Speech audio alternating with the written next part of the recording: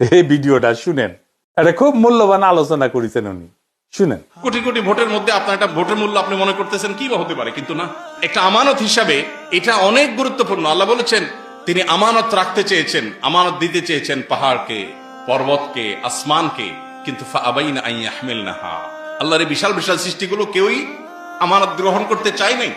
আল্লাহ সে আমানত দিয়েছেন পরবর্তীতে মানুষকে। ওয়া কানাল ইনসানু যালুমান জাহুলা, আল্লাহ বলেছেন মানুষ সে আমানত নিজে আল্লাহ দিতে বলাতে নিজে নিয়ে নিয়েছে, এবং সে আমানত হলো কোরআনের আমানত, দ্বীনের আমানত, এটা আল্লাহ মানুষের উপর দিয়েছে। অতএব আমানত মানেই ভারী, যেটা পাহাড় পর্বত পর্যন্ত অস্বীকৃতি জানিয়ে আল্লাহ তাআলার নির্দেশনার পর মানুষ না বুঝে না জেনে যে দ্বীনের আমানত গ্রহণ করেছে। প্রত্যেকটা মতামত দেওয়া, প্রত্যেকটা আমানতই এরকম গুরুত্বপূর্ণ, পরিমাণে ছোট হোক বড় হোক, আল্লাহর কাছে এর দায় অনেক বেশি। এই জন্য এই ভয় যেন আমাদের মধ্যে থাকে এবং উপযুক্ত ব্যক্তি যেন আমরা নির্বাচন করার চেষ্টাটা অন্তত করি।